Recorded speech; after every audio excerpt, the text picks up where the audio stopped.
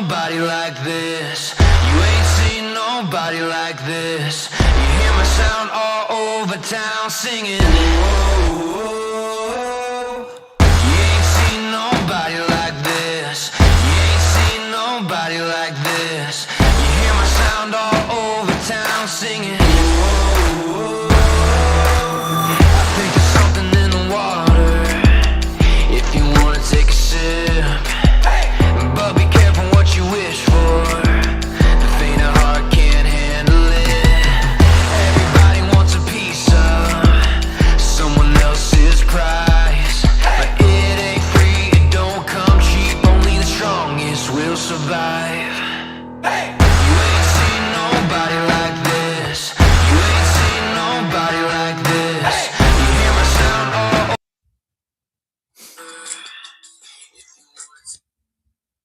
I think your mic's off, Harry.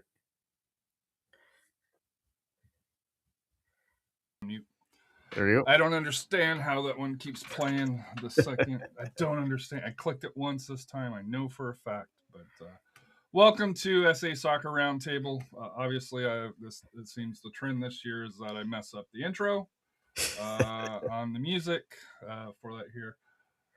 Tonight, probably going to be a short show. We're going to go over our buddy Steve's 78 soccer trainings rankings. I think Rafa mentioned next week he may come out with his pound for pound rankings. So we'll discuss 78 soccer trainings rankings here. Good buddy Steve that will probably be joining us on the bracketology show again. Seems like a pretty solid list. We'll see what Rafa weighs in on. Then we'll go over the standings. Monday's going to be a big day with realignment coming out for that here. So we'll have an idea. So we may try to have a show early next week, kind of focusing on realignment. And then maybe a show next Thursday on this week's action for that here, because there is some very big matches which Rafa will get to this week, especially locally where we're at on the north side and northeast side of town here in San Antonio. As always, Rafa, I know you're on the 50-50 podcast as well. I think they had a show this past weekend, if memory serves me. We won't talk about Real Madrid on this one here. But Champions League's knockout stage, I think everybody's team's made it. Now it's time to see who can make the money. But how are you, and where is Rafa today? Because that doesn't look like that looks kind of a fancy hotel, or along those lines. Think of what the I got a word that's in my mind, but it's not coming out. But where are you? And is it cold, snow, ice? You way up in North Texas, West Texas, East Texas. Where is Rafa at? I'm actually in Austin, Texas. Well, between Austin and Pflugerville, so kind of like between the Tech Bridge area. Just been here since Tuesday doing some recruitment, and there was still some snow here in Austin when I got checked into the hotel, and it still hasn't melted yet. I think the cold front even after today. Even after today, today it warmed up, but I guess it was 70 degrees today, but it's funny that I go to Harmony School in Pflugerville. Still on the grass, so plenty of snow there. I'm like, this is insane, and I think the cold front just came in right now, so it's getting windy over here. So, but like I said, I'll have one more visit tomorrow, then I'll be back, and hopefully head out to some couple of good games, and they'll have another trip in 2 weeks. I'll be heading out west, so hopefully I can catch some games over there. I'll be able to, if it. Not like last year, it's stuck in an ice storm in the middle of a game. I was like, no, I'm coming back. So I get to see one game. So it's like, hopefully it won't be too bad in West Texas. So moving on to Steve's list, we'll start with the boys. He has, I think this is right, boys, right? No, girls. We're starting with girls. Smithson Valley, pretty impressive scores, being Bernie and Piper by 12-0 between the two scores. Reagan, Clark, Sotomayor, Johnson, Canyon Lake, Davenport, Wimberley, Clemens, which I'm surprised a little bit low with 14 W's, and Medina Valley along those lines here.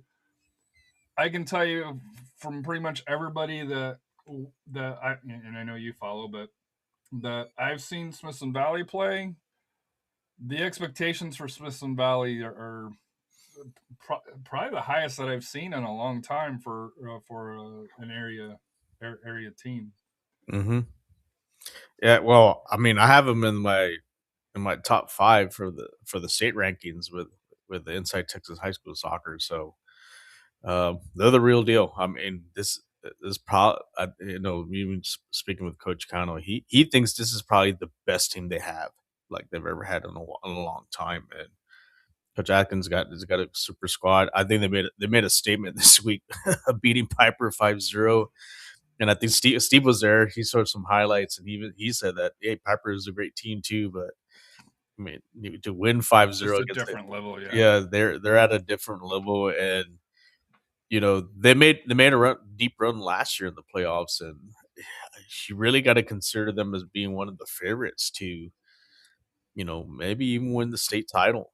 I know it'll be tough because, like I said, I know the Dallas area teams, get kind of all the accolades. You're looking at kind of like your Frisco Wakelands or Grapevines, Colleyville Heritage.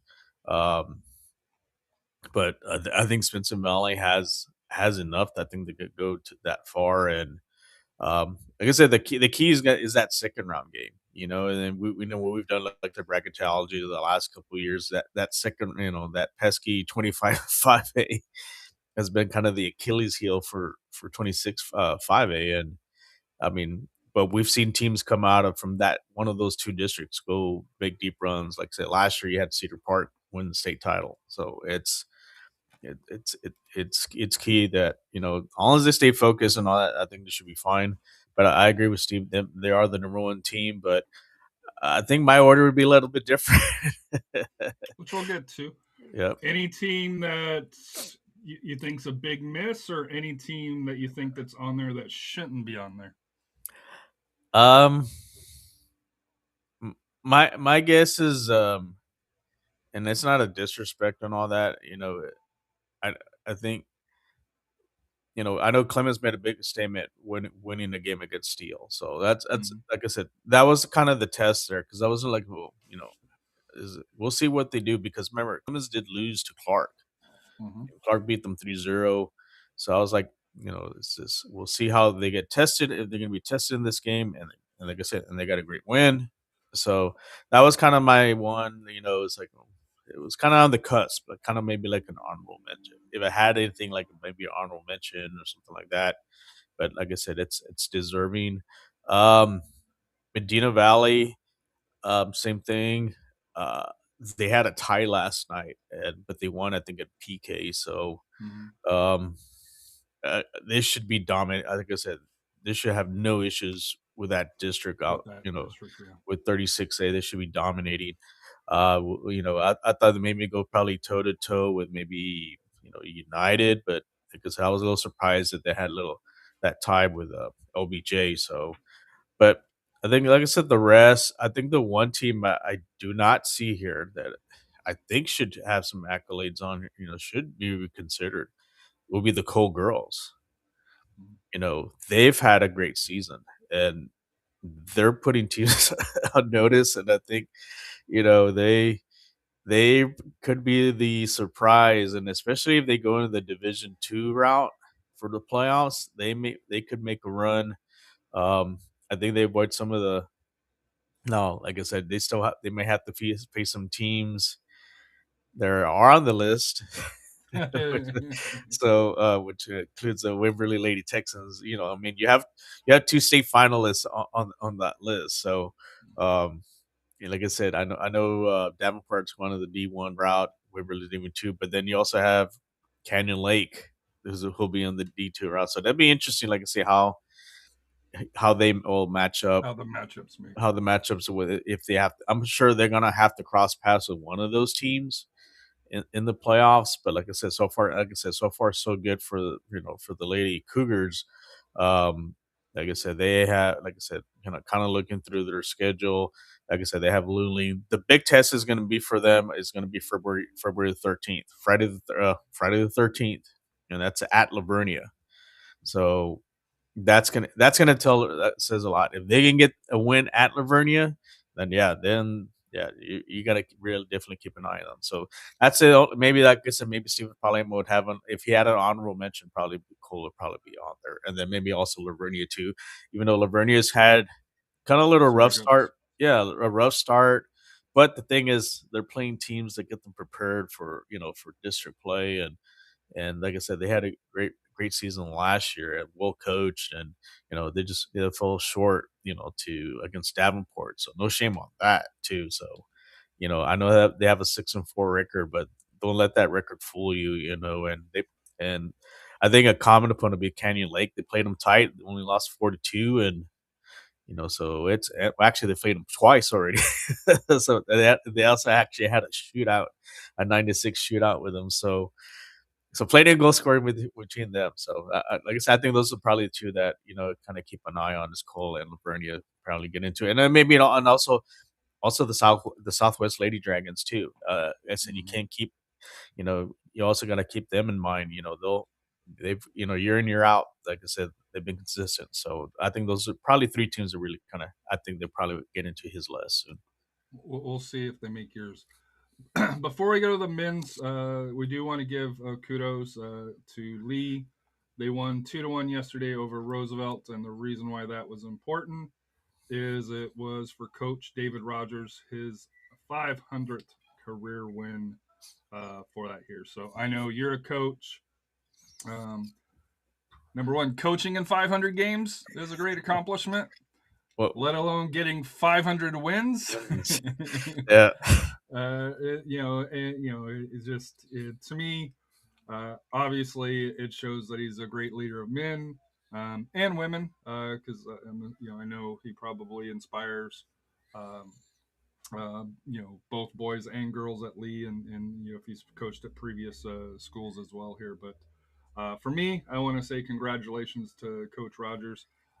You're a coach, Rafa. You've had coaching background both at the academy and at high school. So, if you want to give Coach Rogers some flowers or praise, go ahead.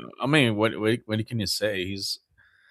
I know this word gets kind of tossed around a lot, but he's one of the goats, when it comes to Texas high school soccer, and to win 500 games, and not many have won 500 games. That's a very, you know, exclusive club, to be in that 500 win club, and the success he's had, winning state titles also when he was at Bernie, champion, and like I said here with the uh, with Lee. Like I said, it just shows what how great a coach he is, and also some of the players he's had. You look at Mhm. Joey Patron; he's our backup keeper for SAFC.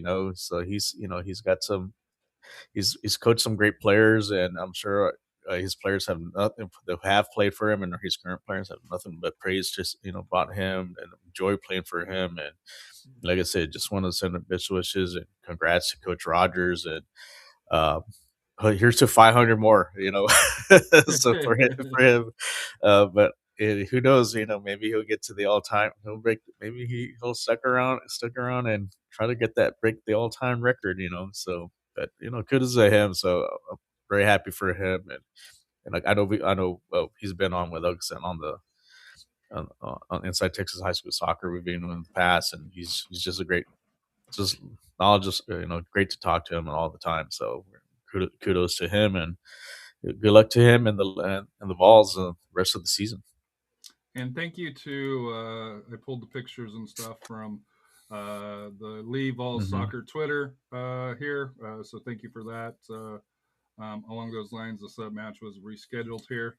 And they have a big match coming up tomorrow against Mhm. Reagan. So moving on to Steve's weekly rankings. So you get 500, and then you get Steve's number one ranked team, the Reagan Rattlers coming up. Churchill, Southwest, Warren, Lee is number 5, Bernie, Piper, Harlan, San Marcos, and New Braunfels Canyon. Churchill, I think, is everybody's surprise so far. They did get the win against Clark. They did get the win against Brandeis. I know they've got a couple of big matches coming up. I don't think they played Reagan yet because I think that district that's coming soon. a week after the Northside schools for that here. But your thoughts on Steve's 78 soccer training weekly rankings, and these are all as of today. He posted it early this morning. Your thoughts on that? I think my number one, quite honestly, for me, it's still Southwest. I mean, they're still, to me, they're still my number one. I know they had that one little setback against United, and then I know they had that tie versus a real tough Maynard team. What I've heard some things about here, it's the kind of team to kind of look out for here in the Austin area. But they're still my number one, and I would have Reagan right behind them at number 2. My number 3 would probably be Warren. We've seen Warren a few times. One thing with them, when Warren and how they've been winning, and they've been winning a lot of close games, a lot of these 1-0 games, and it kind of reminds me of like when I remember one season when I was in Del Rio, we were winning those type of games, those really tight games, and those will pay off at the end, especially in the playoffs. Winning 1-0, it's anything can happen. I know that one game I went to when they played Holmes and they had one that hit the crossbar and so forth. But like I said, that just kudos to the coaching staff there at Warren, to being able, and then the kids are also learning how to win these tight games. So as far as the kids have been together around too. Yeah. So AJ's club team, I think there's 7 of them or 5 or 6 of them that play on Warren. Yeah. They're a close team that's played around. So, and we've seen that a couple of times with teams that have played together. They know they pull things out. They're a tough team to play. They're a physical team. Yeah. For that here. So, but to me, the big thing with Warren is they're balanced. Because there's some teams that you'll see. I think like with Churchill, it's probably because Churchill has the top forward probably in the city, right? Offensively, they may be a little bit stronger where, like I've seen other teams that are more defensive. Warren to me is a complete team front and back where, if the offense is slacking one night, the defense is picking up and vice versa for that here. I've seen Reagan, I've seen Southwest, I've seen Warren, seen Piper Warren. I've seen a lot of these teams. It's so close. To me, with the top 4, you could pull a name out, and I don't know if you'd be wrong, at number 1.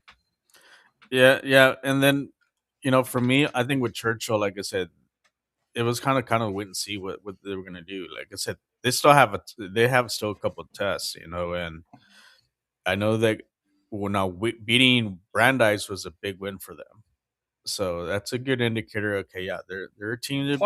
Clark's been solid. Now, district, they've kind of suffered a little bit. Yeah. But going into district, they had looked impressive, or they had a few good wins in the non-district play. So yeah, because like I said, that game right there kind of really solidified them. It's like, hey, we're for real.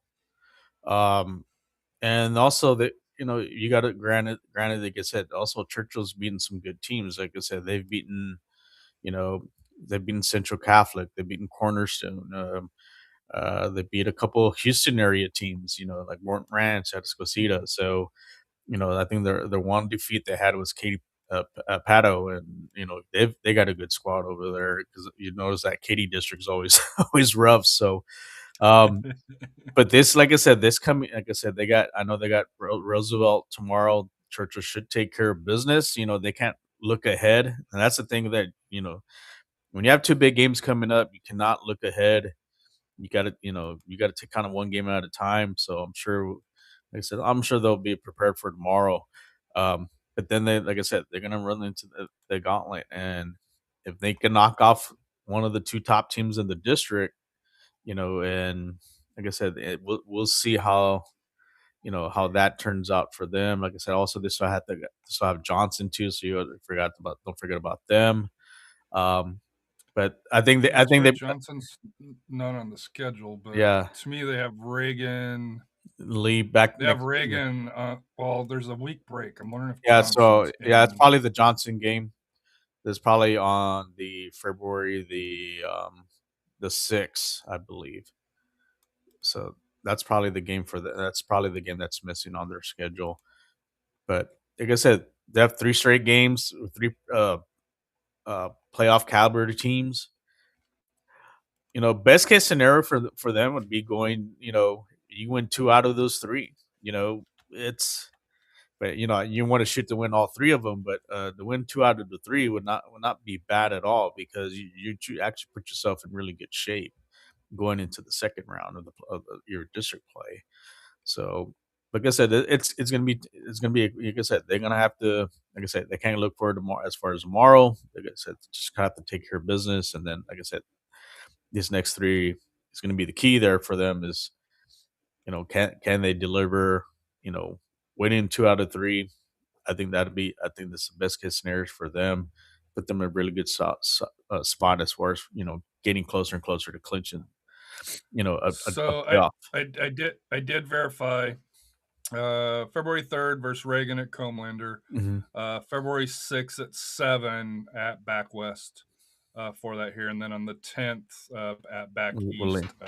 at 5 would be Lee. And then they get that Madison. They have a bye until the 17th. But yeah, tomorrow, like I said here, and we'll get to the standings here momentarily. Tomorrow, like I said here, they should do fairly well. Of Mhm. course, every game matters for that here. But but yeah. So next week, well, I guess is it next week? Early part of February, Mhm. they do have it. And then also just to let you know, they end the season. Their last three matches is Reagan, Johnson, and Lee. So not the easiest way to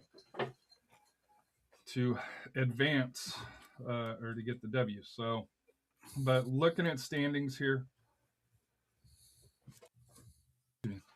TAPPS, Central Catholic, 3-1 in district. TMI 2-2. Dominic Savio out of Austin 2-2.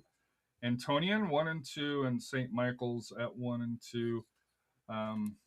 I know you mentioned last week and all along you're not really worried about Central Catholic and the record, the outside record, because it's kind of funny with scrimmages thrown into it with the UIL side. Anything surprising or? Yeah, a little surprised that they have a loss in district play. That was from last year. Like I said, they didn't really have a loss, but they do have one.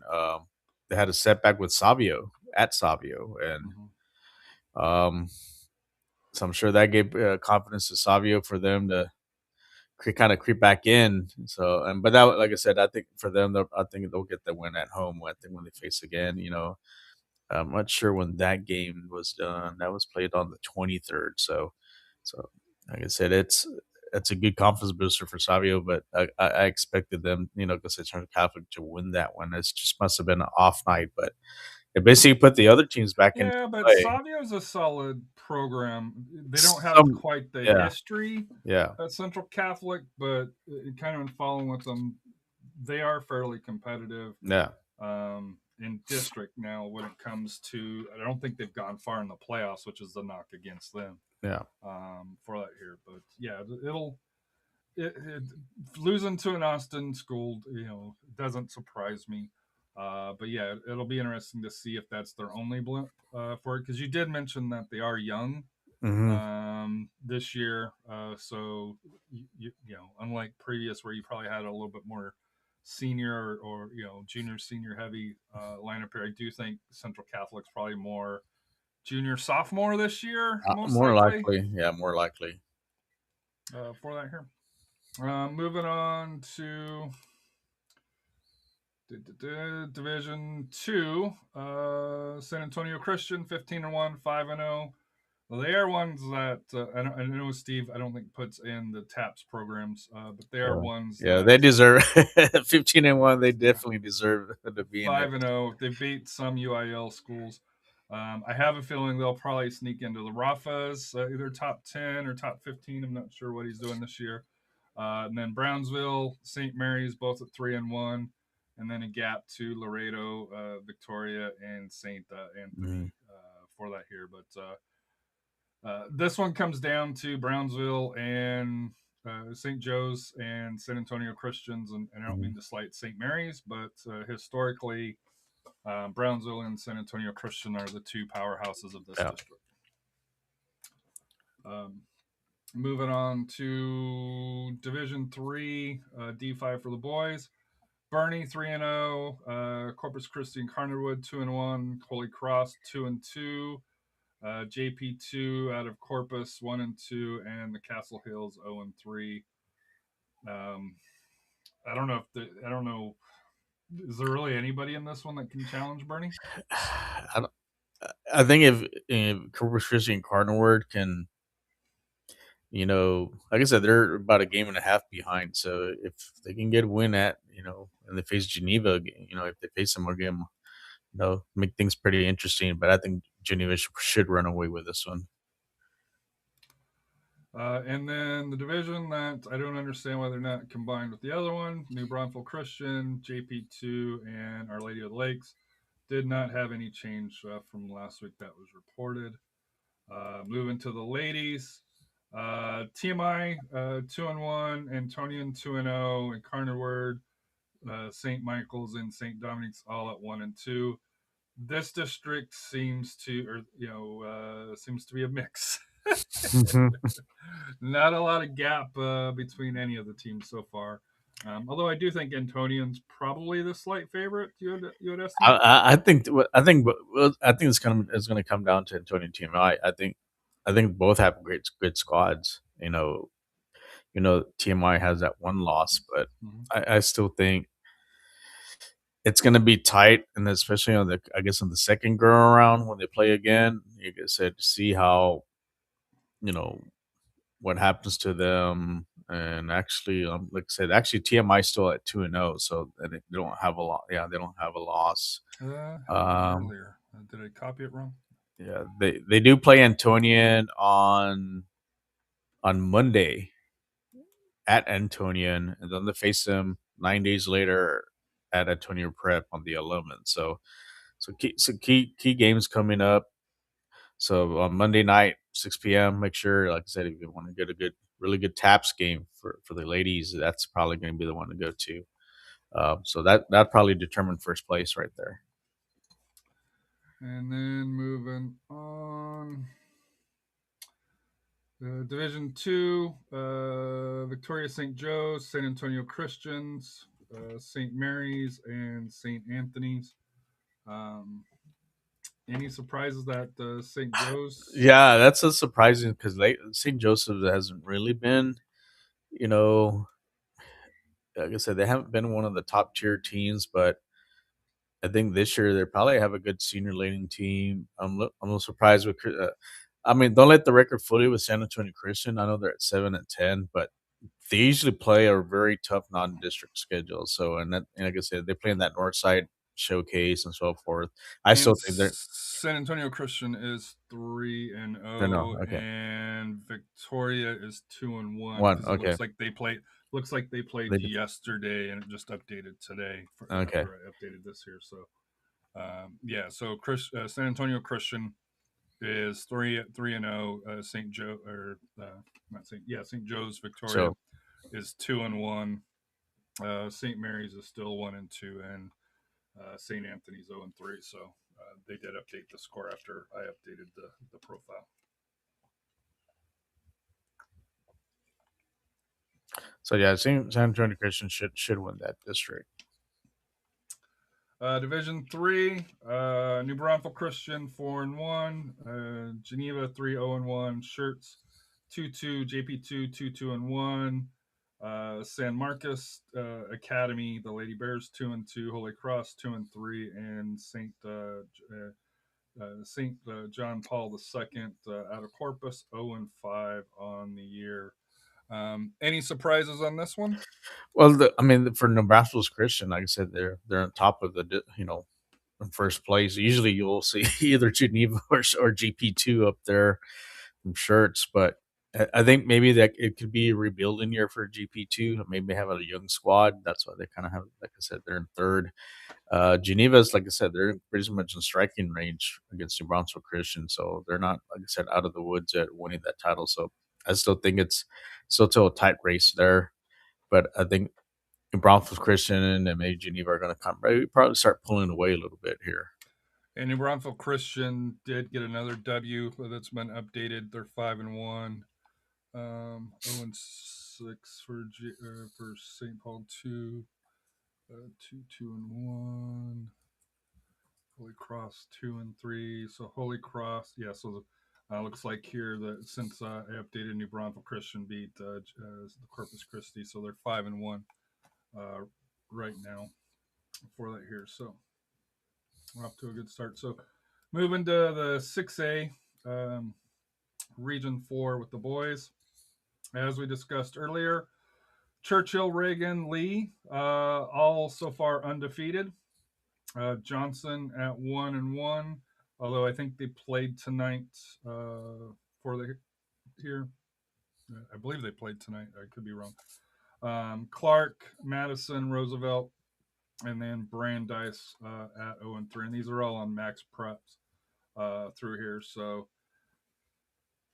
I know we talked about it here. The interesting thing that I find out kind of looking at it here, Churchill, if they can finish in the top 3, obviously their goal is to win district, but if they finish in the top 3, they would be the top ranked team in Division 2, no matter where they finish, either 1, 2, or 3. Where Reagan and Johnson, Reagan will be the top team if they finish in the top 2 in Division 1. So kind of looking at that split here, it'll be interesting to see how they go. But I know we already kind of talked about the top 10 overall on the district. Brandeis at 0-3, a little bit surprising. Yeah, that's a little head scratcher there. Not sure if it's because of injuries or maybe some turnover from last year's team. And like I said, they were one of the better teams last year. I know towards the end they kind of little sputtered, and lost out on that district title.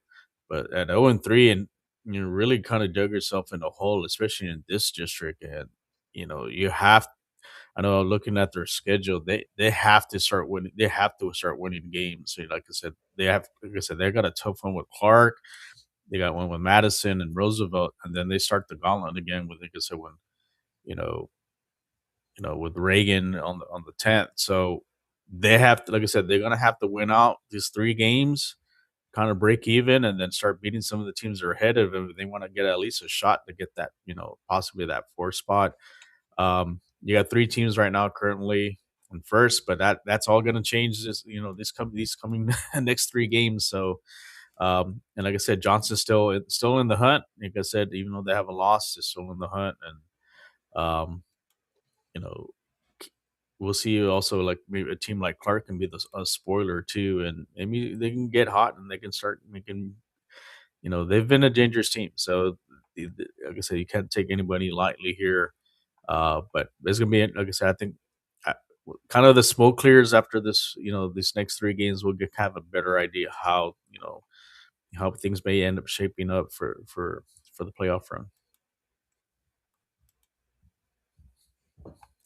I have noticed, and I might have to pay a little bit closer when it comes to Johnson, because I noticed it when we were talking about him earlier that Max Prep doesn't have a lot of their schedule in. So I do believe, I'm assuming the match that we're missing is the match against Roosevelt Mm-hmm. for that here. So I believe, if memory serves me right, I do think I saw where Johnson did win that. So they were probably 2-1, and Roosevelt's 0-3. Although, obviously, while we're on air, I can't confirm that 100% for that here. But that is something that I'll have to probably look at a little bit closer for that here. Max Prep's good, but not perfect. 28, Warren, as we discussed. A D2 team, by the way, looking at it here for playoffs, thinking 5-0. Harlan at 5-0 as well. Sotomayor, Taft had a big win this week. Marshall, and then there's a drop off with Stevens, O'Connor, Brennan, and then Holmes. Unfortunately, through here, but Taft got the win, a 3-1 win against Soto. Does that change your mind on them finish maybe moving into the top three? Because I think you and I last week had Soto, Harlan, and Warren pretty clear with Taft battling Marshall, or does that open up the door? If they can get, I know that, like I said, the key for Taft is, getting that win against Marshall on the second go around and making up some of that goal differential too. But like I said, to beat Soto, that's a big win for them, and it keeps them in the loop. And to beat a team that's ahead of you, that helps out. The key for them is not losing to teams below them. And the key game for them is going to be that rematch with Marshall. But Marshall's still in the hunt. I think these are your 5 teams that are going to be fighting out for the 4 spots. I think Stevens, O'Connor, and Brennan just too much of a hole, to try to come back. And like I said, but like I said, never say never. You can get hot in the second half of the season. Like, if O'Connor could find a forward somehow, they could be extremely dangerous. Stevens, we saw Brennan. They scored 3 goals the other night, and then Marshall comes back and wins it 4-3. So I mean, that's, you see, and those are the type of games you cannot lose. If you have a league lead like that, you just cannot.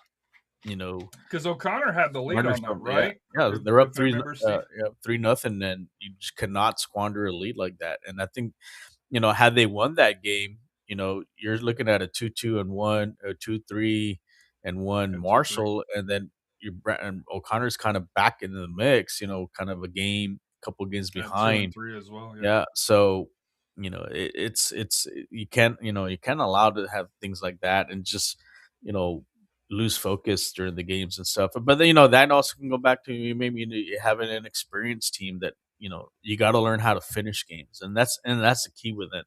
When you have big leads, you got to learn how to finish teams off. So hopefully they'll learn from that. Like I said, maybe in the second go around, they can kind of get things going. 29, San Marcos 1-0-1, Steele 1-0-1, Judson 1-0. They had the bye. Clemens with two draws. Buda Johnson 1-1. Canyon, both on the boys and girls, and we'll discuss this with the girls. Lost their district opener, and then East Central at 0-2. Extremely early. Clemens getting the 2 draws, kind of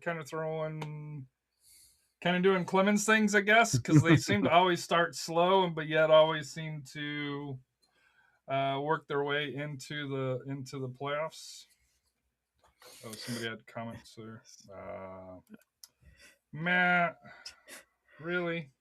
We're not on that. Hey, his brother goes to Soto. I don't know why he's hating on that. So Taft all day, yeah. Because he graduated from Taft. He's hating on his brother's high school. He's just mad because his brother's going to a better high school, but he won't go there. Yeah, I mean the surprises, like I said, San Marcos. They've played like I said, they played a really tough non-district schedule. They had some good results. I think last year they surprised some teams. I think this year they're taking that next step, and now can they keep it up? That's the thing there. Steele, like I said, they've always been a consistent squad.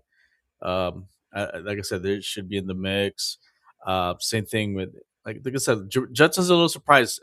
Every here and then you have a team from Judson that could surprise you and so forth. And yeah, I'm a little surprised with the 2 draws for you know, for Clemens, but hey, Clemens. it's against the 2 top teams, so it's like I said, so no Yeah. kind of no harm done there yet. So you're still in the mix. Um, and then as far as the rest of the teams, Buda Johnson still in it. A little surprised come out. Canyons kind of, they had a loss, but like I said, it's still early in the district. So like I said, it's only 2 games in, so they still have time to kind of turn things around. Moving to 30, Laredo Alexander 2-0, Eagle Pass 1-0, Laredo United 1-0, Del Rio 1-1. Medina Valley got a win this week, and then Johnson and United South for that here. Schools we kind of focus on Del Rio and Medina Valley. I think you mentioned that they'll, and I guess Eagle Pass, for their kind of in our neck of woods. Your thoughts on this one here? Any surprises? Well, Alexander had a big win. They knocked off the real 3-0. So like I said, I knew what Alexander's done this year. Like I said, they didn't shy away from playing anybody, and that's the thing. I think they've realized that. I think Loretto United's realized that, and then also like I said, I've seen Johnson's schedule and United South schedule. They're playing some of these bigger kind of elite teams to get prepared for something like this.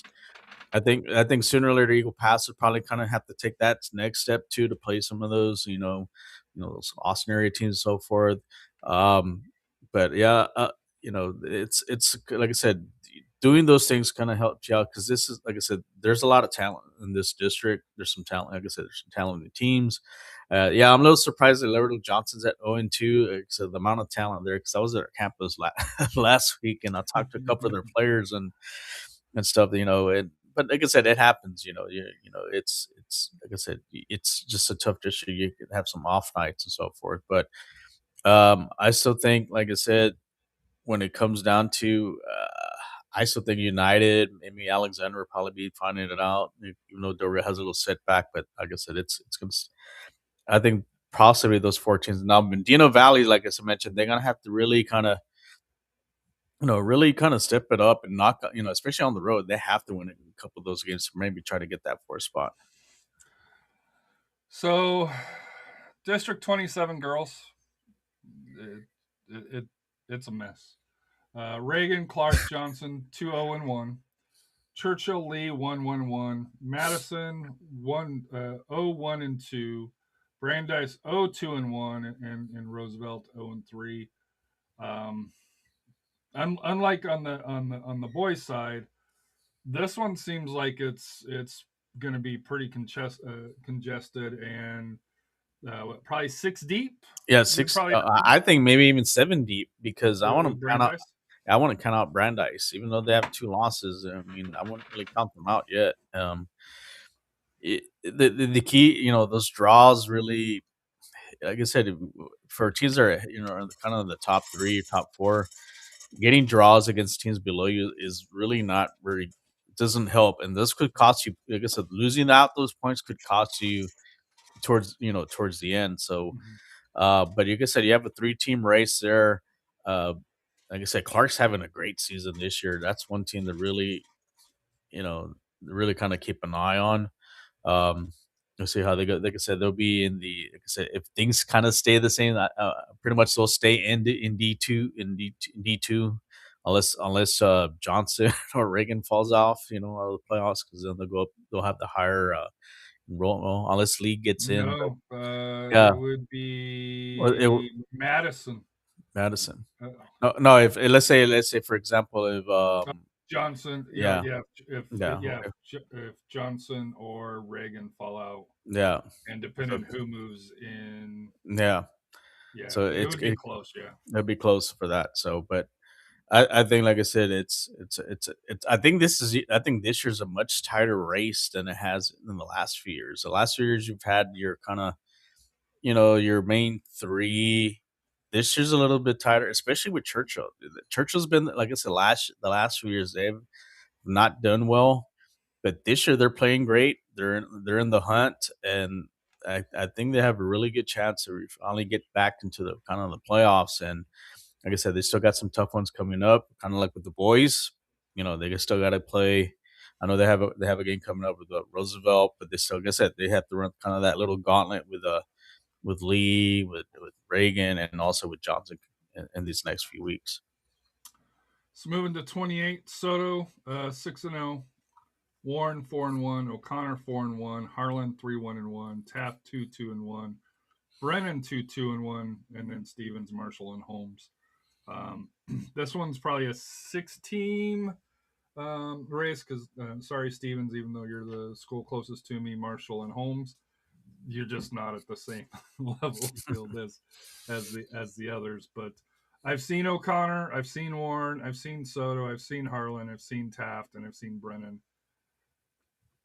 Soto is, and I've spoke with you and others.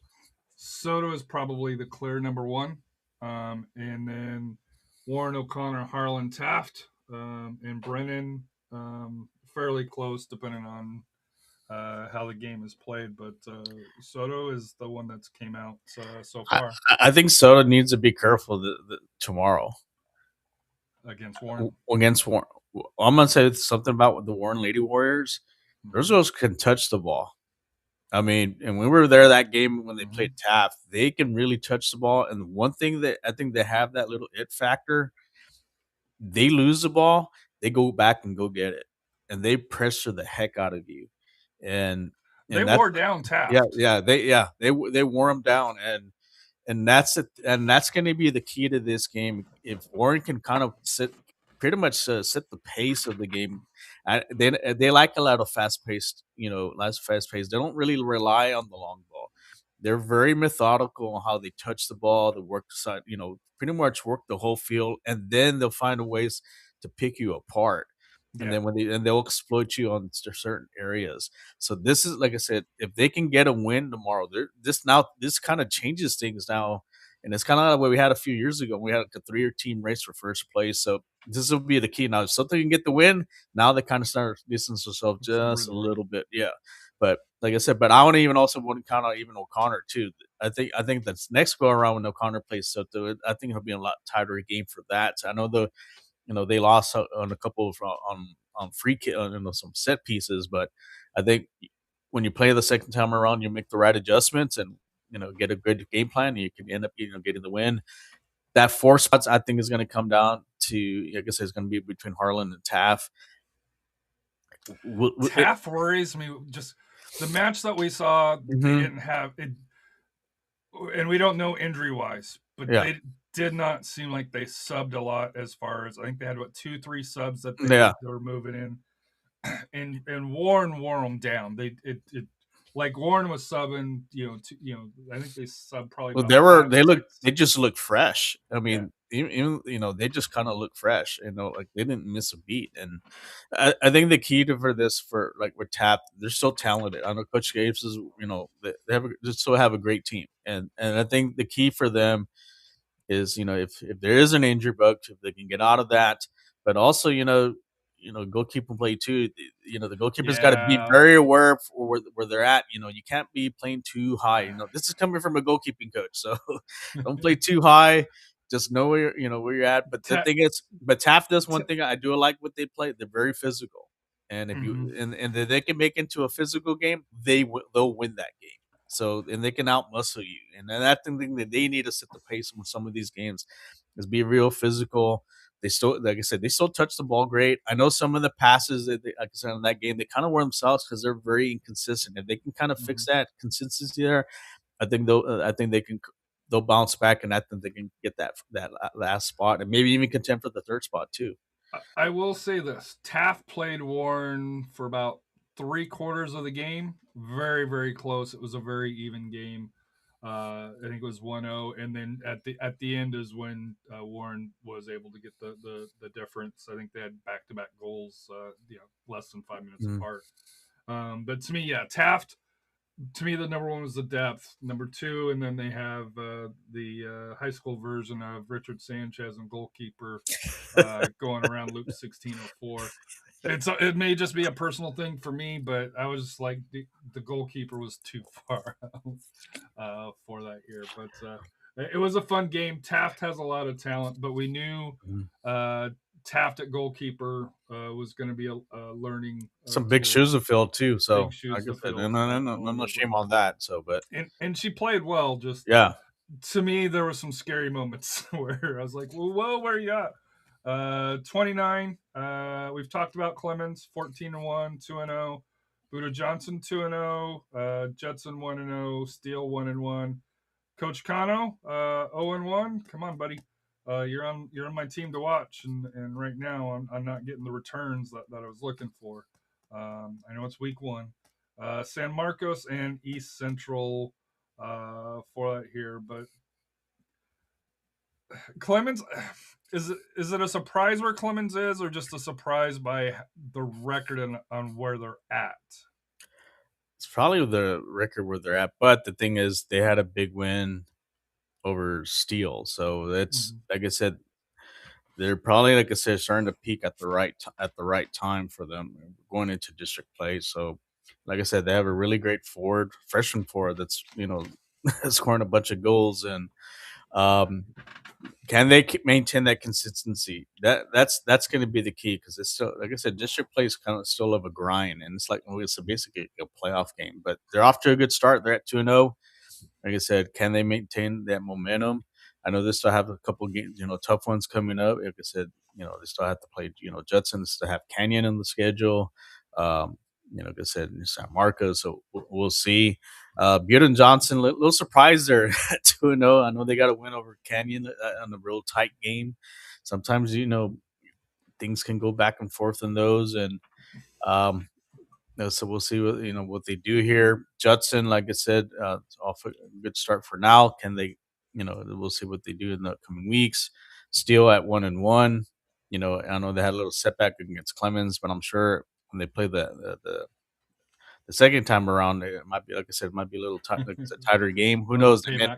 Little payback, yeah, because it is a rivalry game. Canyon, I know they're down 0-1, but I still think I want to keep them out of the loop. I think Coach Connell will get them back on track and all that. Like I said, playing that tough non-district schedule I think it's still, in the end, I think still is going to pay off for that. San Marcos, we'll see what they can do, and then like I said, East Central, I probably don't think not be able to get out of the cellar there. District 30, Medina Valley 11-0-1, 2-0. Del Rio 2-0.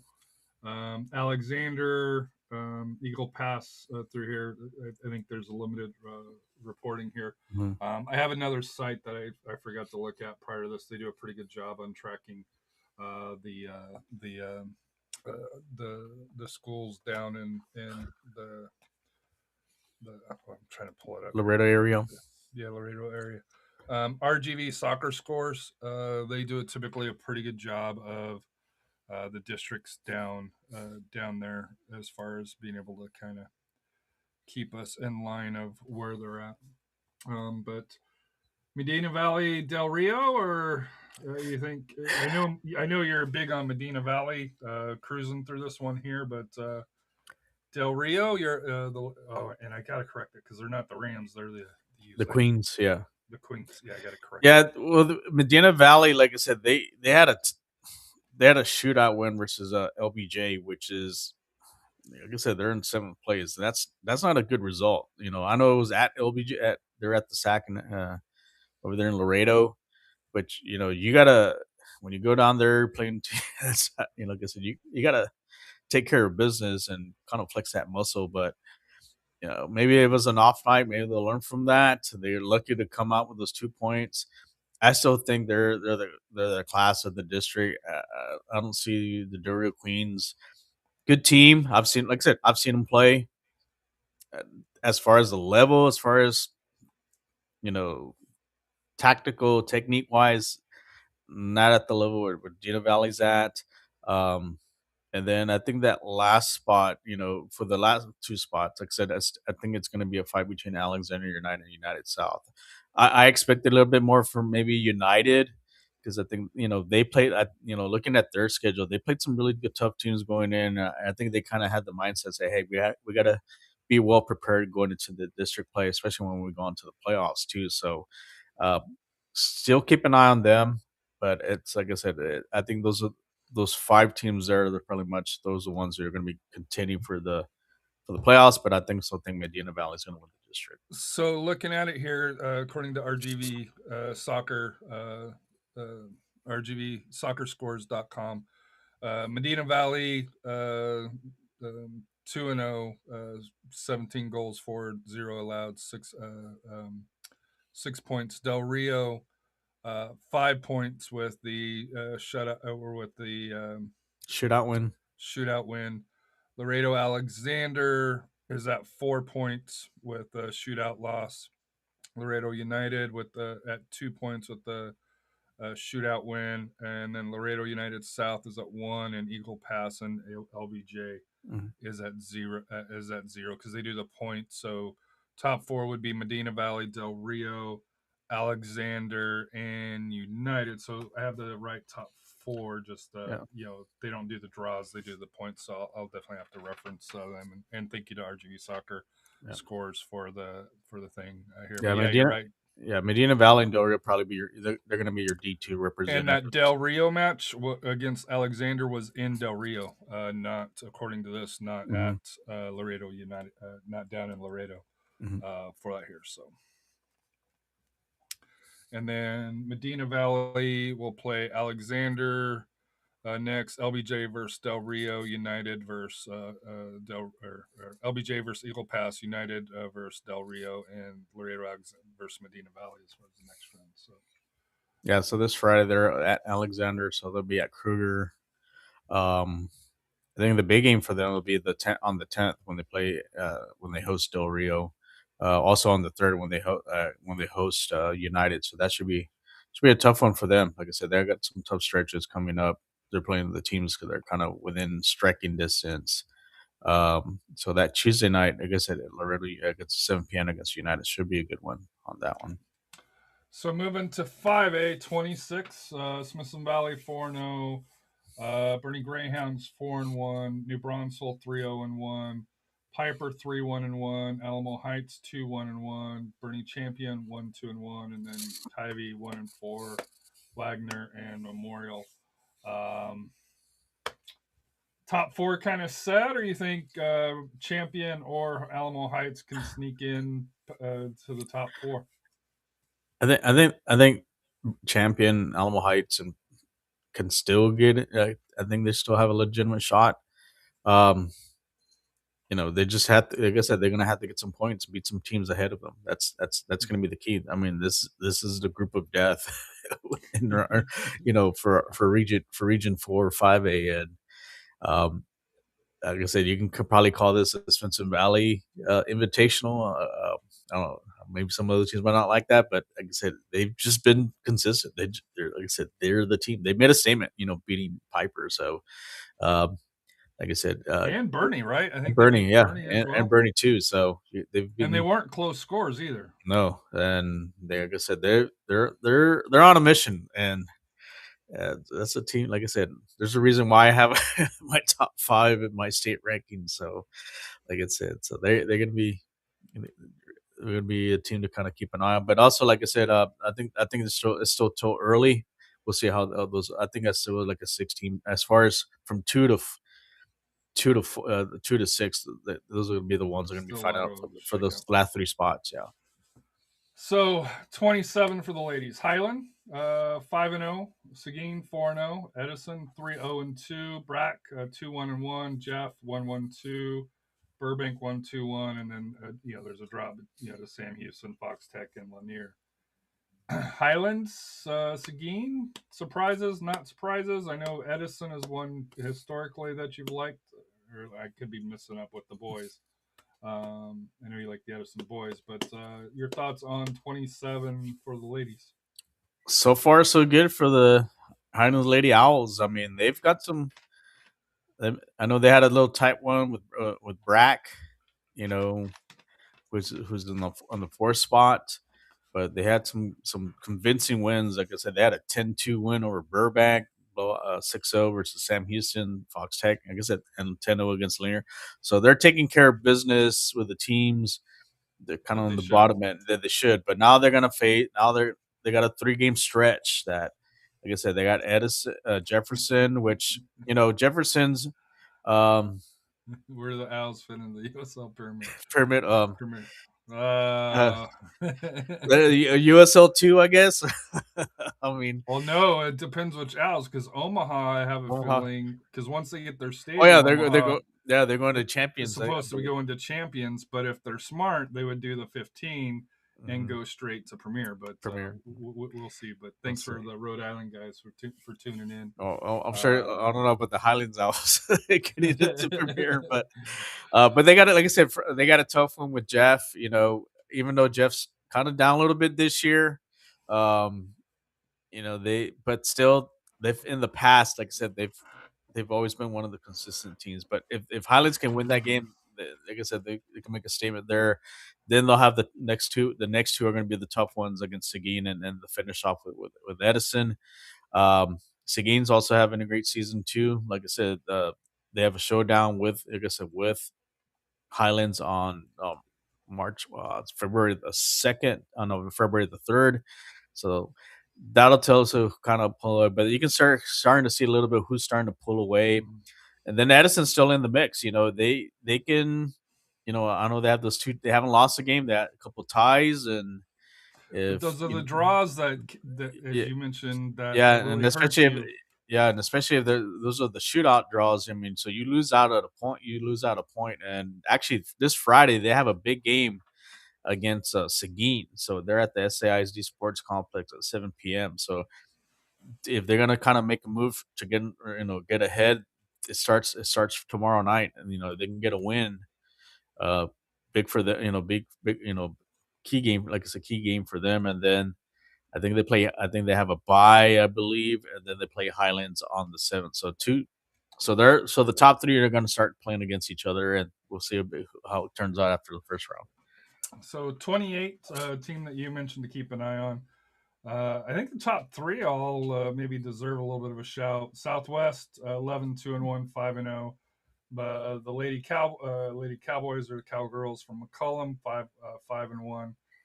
Legacy at 4-1, 12 points. MacArthur 4-2 at 12 points, and then Jay, South San, Harlandale, South Side, and then the unfortunately for CC Win, looks like it's going to be another long season for them there in Eagle. Was it Eagle Pass? Yeah, Eagle Pass. Thoughts on here? I know Southwest is doing pretty good. Legacy coming off their bye. MacArthur, through here. Jay and South San, I think, have a shot. I just don't know if they have they would have to pull some upsets of the top four to be able to kind of make up that difference, in my opinion. And like I said, I know when kids go to John Jay, I've seen the Lady Mustangs. They've got a couple of good players, but the team itself, I don't know if it can match up well overall against especially the top three. Yeah, for like I said, Southwest, like I said, they're probably, like I said, they are the favorite. Like I said, they have some tough games coming up. I know they still have Legacy waiting in the wings, so we'll see how, like I said, how that turns out. McCollum, they had, like I said, the only blemish McCollum's had is that was a 5-0 loss to MacArthur, and that was at the Harlandale Stadium. So big win for them. But like I said, MacArthur has 2 losses against Legacy and Southwest. So MacArthur could end up, I don't know, after these next couple of games, MacArthur could end up getting up to that 3rd spot, and McCollum can end up falling down to that 4th spot. I think those are your 4 teams there. I think they're going to make the playoffs. I think Jay, it's going to be tough for them. They got with those with the draws that they have, and so with like I said, with where they're at, they're going to have to knock off some teams. I'm sure they can win some of the games against ones below, but they have to start beating some teams that are ahead of them, and it's gonna be tough for them. But I think the 4 that you see there, I'm more than likely that's going to be, like I said, those are going to be the ones. They're going to be in your pretty much your playoffs for us. So some key games, like I said, tomorrow night, Southwest at Legacy at 7 p.m. at Titan Stadium, and then they play McCollum at McCollum on the 6th. So, like I said, we'll see if the Lady Dragons can finish perfect in the first round of the district play. So 26 on the boys' side. Bernie 4-0-1, Piper 3-0-2, New Braunfels 3-0-1, Smithson Valley 2-1-1, Champion 2-2, Tivy 1-3-1, Alamo Heights 1-3, Wagner 1-3, and then Betts Memorial 0-5. Top, just Bernie Champion battling to get into the top 4. Or are you giving Tivy much of a chance to or I guess Tivy or Alamo Heights? Yeah, the surprise is Alamo Heights where they're at. This might be a rebuilding year for them, and I would have thought that maybe be in contention for maybe a 3 or 4 spot. But they're really down in the hole right now. Um, like I said, the surprises, like I said, is Bernie High, but like I said, they're coached well by like I said, But Coach is it a Strong. surprise? Well, because maybe it's because they're moving up to, like I said, from where I but the thing is, for me, normally you probably see Piper there at the first spot, where they've had the success last year. But like I said, so far, like I said, Bernie's had a great season. Like I said, I'm sure they're surprising to people where they're at right now. But with Coach Strong, like I said, they always stay consistent on their play. Piper had a big win against Spencer Valley, and Steve was there. He showed a couple of the highlights there. So thanks for Steve for being out there for us. And they had a tight game, but they able to squeeze it out. New Braunfels, a little surprised there too, because remember they lost some. That split with Long Creek. You lost some. You lose some talent there, but they're able to kind of stay on in there. And like I said, I think they'll still be in the mix. And then I think Spencer Valley will bounce back from that loss. I think they're going to be fighting for that 4th spot, especially against Bernie Champion. We'll see what Kirby, like I said, what Tivy can do. They have to, like I said, they're going to have to make up some ground on that. And then, but it's still, like I said, I think it's still a tight race. But as far as district titles, I think it's going to probably maybe come down to, like I said, Bernie and Piper. 27 Lanier, 3-0-1, Highlands on the boys' side as well, 3-1. Seguin 3-1, Brack 3-1, Edison 3-2, Jefferson 3-2, Burbank 2-2, and then Sam Houston, Fox Tech are taking it on the chin, unfortunately, for that here. But surprises, Highlands? Yeah, they're having a good season, boys and the girls. That's something to be happy about there. Last year's, like I said, Highlands kind of fell a little short, but this year they're making some moves. Lanier, like I said, they're building off what they did last year. Winning the district title. Seguin, like I said, they're still in the mix. Brack too. Edison. A little surprised Edison and Jeff are in 5th and 6th. Normally those are your 2 teams that are pretty much the kind of have been the class of 27-5A. Like I said, it's still early on. There's some key. I know, like I said, there's some key games coming up. So, like I said, everything's still tight. So, things like I said, I think once we get towards the end of the first round, we'll see. We'll get a clearer picture of who's really the contenders and who's not. And then 28 Southwest, 5-0. Legacy 5-0, coming off a bye. They have they have. I'm trying to figure out how they're at 13 because they don't have a loss for that here. I'll have to double check the math on that. Then John Jay, whose only loss is to Southwest. Harlandale win. Southside all at 2-3. McCullum at 2-4. I just saw MacArthur. They lost I think 3-0 to Jay on a chilly Tuesday night over at Comelander, and then South San Matt, why weren't you cheering on South San, man? For that here, uh, for that here, Southwest and Legacy. Which they face each other next Tuesday night at 5 p.m. At Titan Stadium. So could be a key there for. I mean, if Legacy can get a win, they'll take over the first place spot, and but also then another key game for Legacy will be on the February 6th when they face Jay. So, So the reason why it's 13 is because Southwest the- Legacy has two shut up. two PK PK wins. wins. Yeah. For that here, so I was like, hold on, I thought they only had one, and I thought Yeah. they should have one more. So if they can, like I said, if they beat Southwest, they'll take over the first spot they'll be at 16 points. So, Jay's in a good spot where they're at. You know, if they can, you know, the key for them is winning winning the game versus Legacy. And like I said, but they have a home game with a very tough Harlandale team, and remember tomorrow. Remember we went last year to that game, and Harlandale swept Jay last year. Yeah, so I do know that. I'm not saying it's a circled game, but I do know that the reason why John Jay didn't make the playoffs last year is because they couldn't get any points off of Harlandale. So I do know that is something that they are looking for. And I will say, John Jay to me looked the best that they had play there, against MacArthur.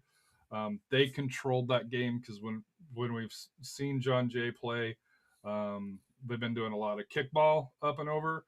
Against MacArthur, they kind of controlled it and they worked the ball up, and they still had some long shots, along those lines. But John Jay, at least form wise, is playing pretty well. Obviously with AJ around that team. The key for this is, like I said, if they can beat Harlandale, and if Southwest does beat Legacy, John Jay takes over that second spot, and they start kind of distancing themselves a little bit from for those teams that are in the fourth spot, from Harlandale, Wynn, and Southside, and McCollum, and MacArthur still below. Like I said, that fourth spot's still kind of open there because there's only a 2-point difference. So, but Jay does themselves some favors, like beating Harlandale tomorrow, and then the key also is that they can beat Legacy the following week. Now you put yourself in really good shape, as far as Jay plays Harlandale. Then Tuesday they travel to Eagle Pass to place Wynn, which still a tough one, just a distance, but can't take them lightly. So, like I said, you got to get the job done, and then the key is playing. Like I said, is getting the points against Legacy. And then you mentioned they follow up against Legacy after that. So for Jay to be able to be in position to try to make up, and they lost by 2 goals to Southwest. If they want to try to get the district title, they're in a position to be able to do so and do that here. But as far as that 4th slot outside of South San, it's wide open. For that here. And I will say here for Legacy and Jay, if one of those two teams, or if one of those two teams drops, we got somebody calling out. As right now, I call it Southwest Legacy will win that district. They play with Hart, and Southwest trying to prove a point this year. So by Fernand 047477920. So. Yeah, it's gonna be. I mean, last year was a tough. The two Legacy beat Southwest. It wasn't, even though it was a shootout. Like I said, but the thing is, they always play each other. That game's always a tight game, and it's a rivalry game too. So when you play your rivalry games, you're gonna bring your A game. So there's, like I said, no gamies here, but for Southwest, if they can get a win here, like I said, they kind of start pulling away a little bit.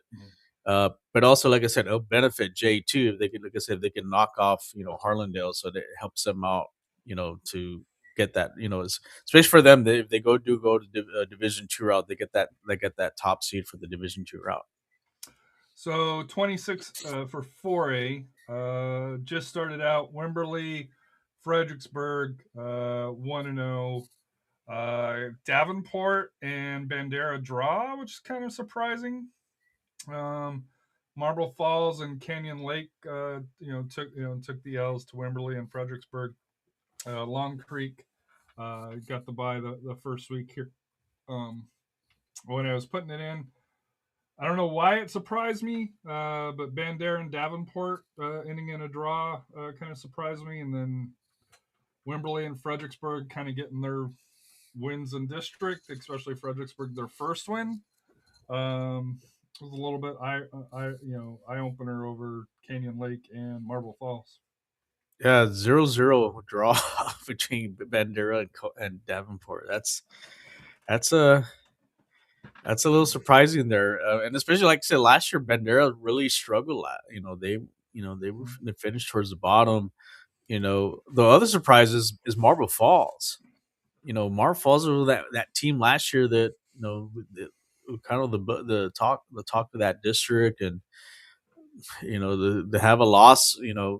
They're struggling too. So this could It's be real early. It's real early, but this could be a very wide open, district. They might not be a favorite. We Well, you mentioned Long Creek. Yeah, Long Creek is gonna be I think they're gonna be that team that could end up surprising everybody. And I know they played a JV schedule last year, but they played some tough teams, and right now they're 6-3. And kind of going over their schedule, they lost a tight one against Steel. They lost to a very good Lago Vista team. Yeah, they got blown out by Austin Westlake, but hey, that's Austin Westlake, so it's no shame on that. But they, even though, like I said, they might be, sophomore, and mostly sophomores and freshmen and stuff, and maybe they may have a couple of juniors, but that's they could be one that could end up surprising everybody here. Like I said, I think Davenport will bounce back from it. I know Fredericksburg kind of took one in the chin, early on for non-district, but everything's gonna be. I think it's gonna come down to who can win at whose place, and and that's kind of predetermined. But like I said, well, it's still like I said. I wouldn't be surprised if a first-year team in varsity could win the district title. So 27 boys.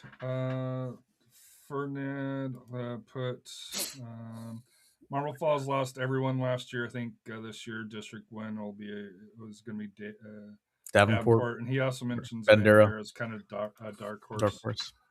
For that. I'm gonna keep an eye on Wimberley too. So 27 boys. Lavernia, your kind of favorite. Lowling, Cole. I know you mentioned the lady Cole.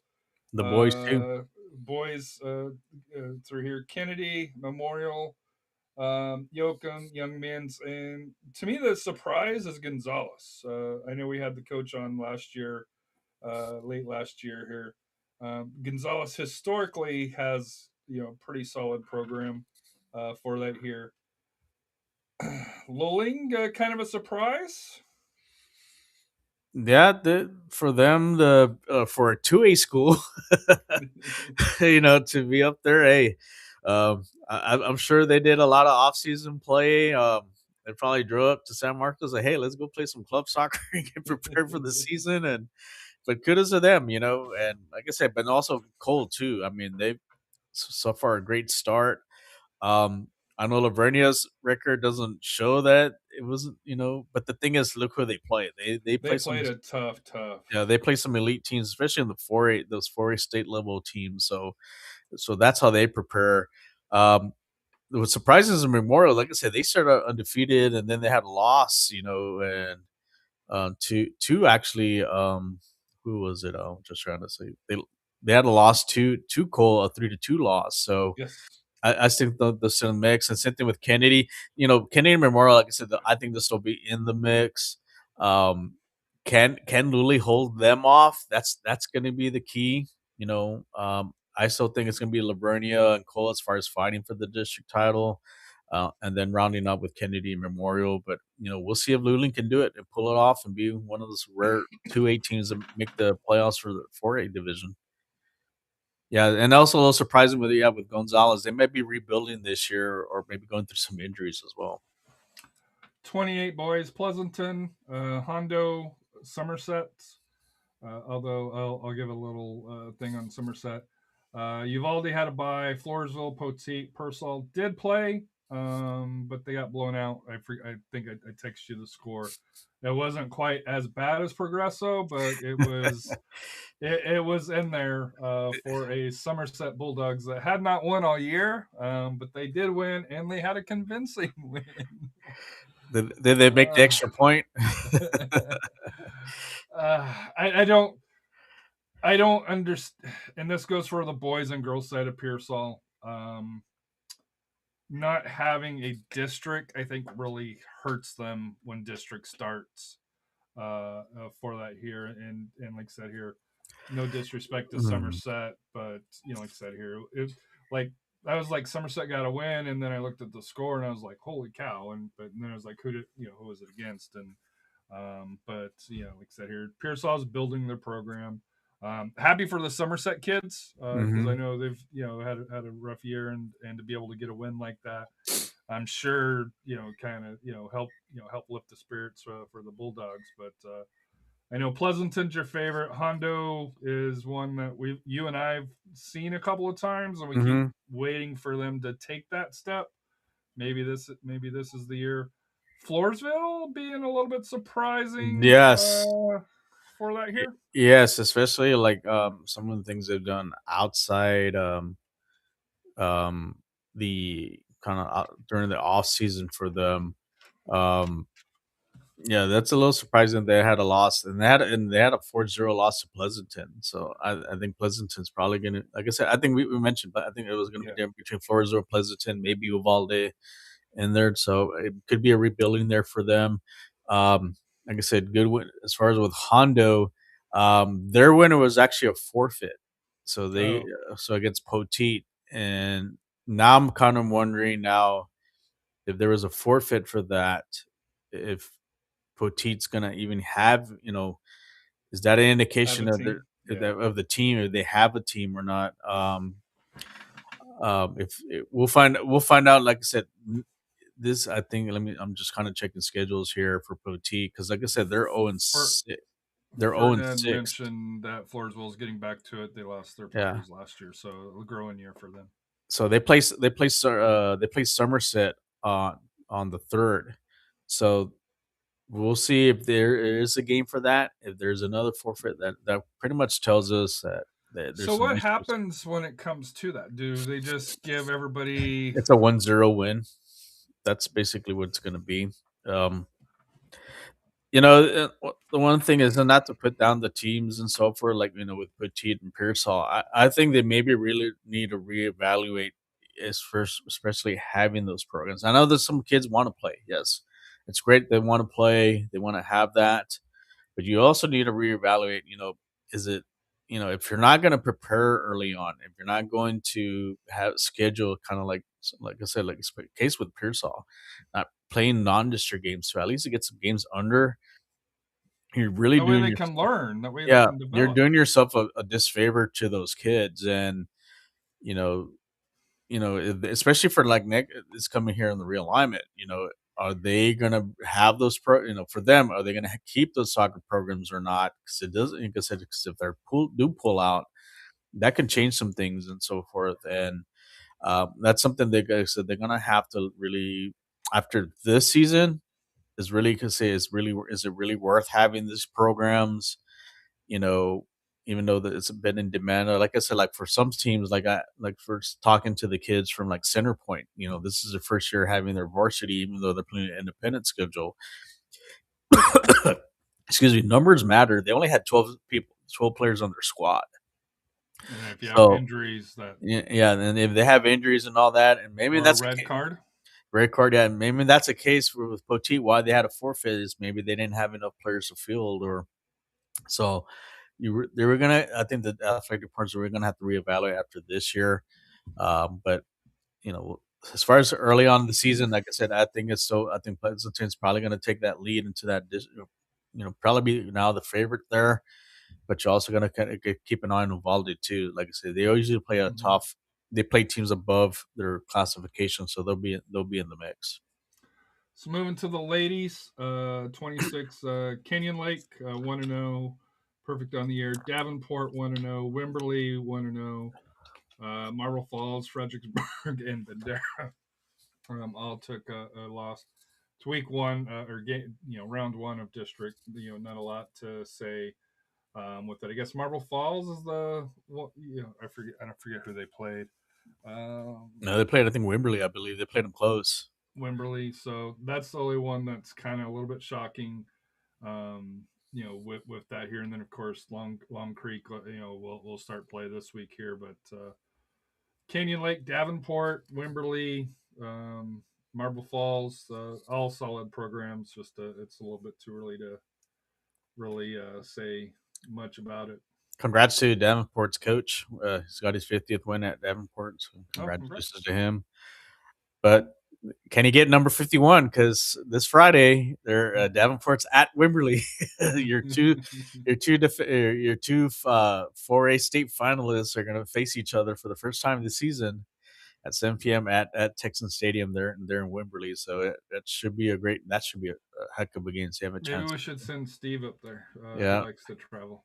So they have a game there, and like I said, they're play. Like I said, Davenport's got a couple of tough games coming up. Then they have Long Creek, and then they have Marble Falls, and then another big one coming up will be on February 17th when they play Canyon Lake.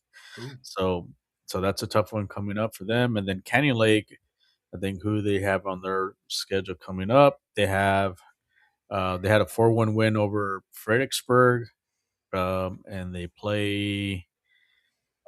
They host Bandera, but then they have a big game on the 6th against. They host Wimberley Lady Texans. So we said some shakeups coming up here in this in this district, especially with the top 3 teams. Like I said, but it's like I said, it was kind of like that last year, and I'm sure it's going to be again this year.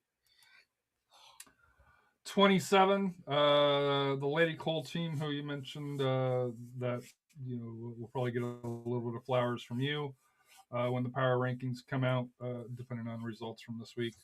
2-0 Lavernia, the Lady Bears. 2-0 Lowling, Kennedy, Gonzalez, each 1-1. Young Women's 0-1, Yoakum and Memorial 0-2 or 0-2 for Yoakum and Memorial, and Young Women's 0-1 here, but. To me, the story is Cole, right? As far as for this district so far, I think you still favor Lavernia, right? As far as the district title, or until they can beat them, until they can beat them. Like I said, that's who you got to knock off. And like I said, they play on February 13th, so Cole will be at Lavernia on that day. And then, like I said, Lavernia has a tough one. They've got a tough road game at Gonzalez, so not an easy place to play at. And then they have Luling, so they got 2 straight road games, like I said. And like I said, when you're looking at kind of Lavernia's schedule, like I said, they played some very tough opponents. I mean, they played Canyon Lake twice, and both of them were shootouts in each game. So they're no slouch. So that, like I said, that's going to be the key for them. Like I said, on the 13th, that's really the game to circle with. And then the last 2 spots, I think they're still kind of up in the air. With Kennedy, Luling, and Gonzalez, I think out of those 3, they're going to be pretty much fighting up for the last 2 spots of the playoffs. And then for 28, Pleasanton, Hondo, Somerset. Then Pearsall, Floresville, and Poteet took the L's. So it seems like the boys and the girls matched each other this past week here with Uvalde. The bye week here. Pearsall didn't play anybody. That was their first loss. Although I did check their loss. Their loss was much better. They still lost by multiple goals, but it wasn't to the extreme that on the boys' side here for that here. Plus, I think we saw that the ladies had played somebody.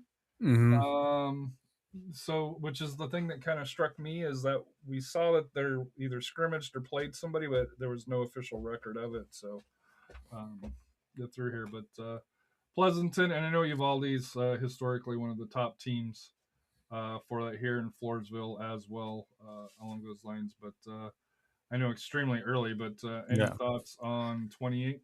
Well, Pleasanton, like I said, started the season with Floresville, so Pleasanton got a 2-1 win. So that's early. Kind of like I said, I think one of the three of our favorites between them and also Uvalde. But then also this week, Pleasanton has to make a little road trip to Uvalde. So so right off the bat, the two teams that we thought were going to fight it out for the district title, Floresville's going to start with them. Um, is this year finally Hondo girls finally make the playoffs? Like I said, we've always been knocking on the door. Like I said, I know last year Somerset kind of snuck in, and um, that should be like I said that game. I'm trying to kind of look for them. So Hondo's girls, that's the key game for them is when they play. Actually, it will be this Friday. So Friday they're hosting Somerset, so they got to take care of business at home and then see if they can get the win a few weeks later at Somerset. So I think those are kind of like I said, it's like a 5-team race as far as comes to the playoffs. But as far as the district title, I still think it's going to come down to Pleasanton and possibly Uvalde. So, but if Pleasanton can get a win at Uvalde, I think Pleasanton is going to be your clear favorite, winning the district title. And that's it.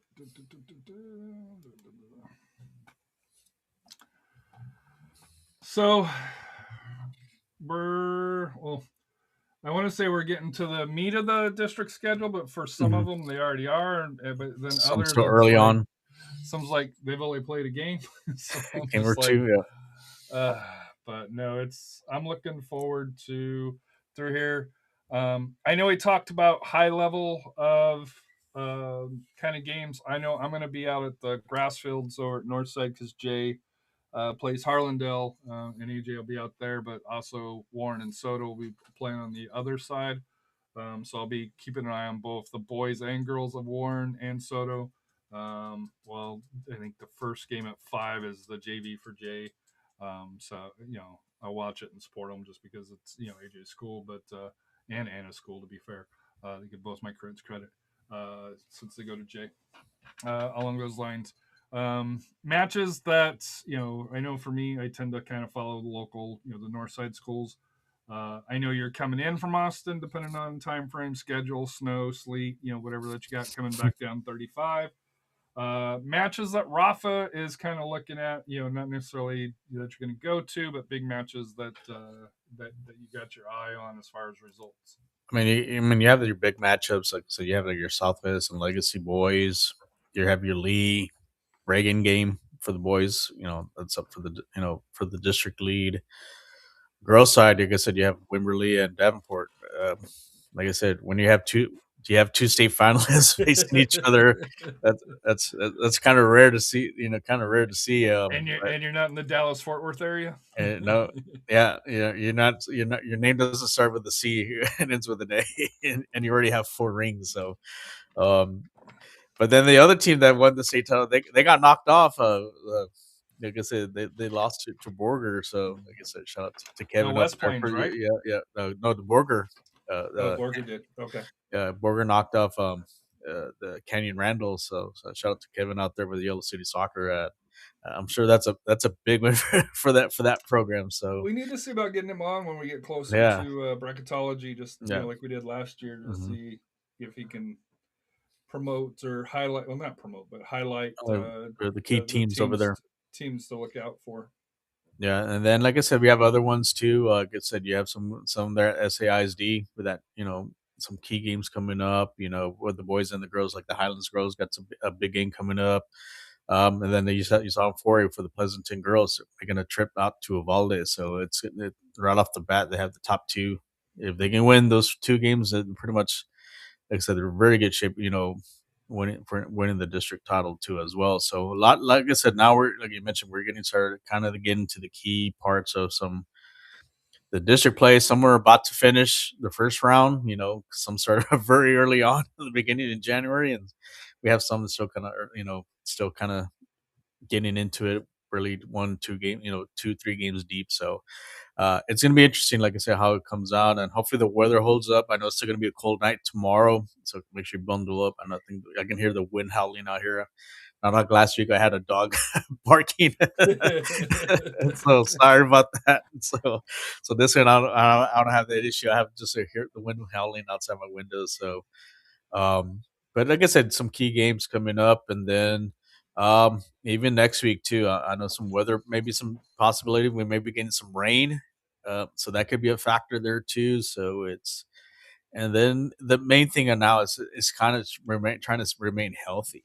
That's the big thing. Keep staying healthy, not accumulating cards too.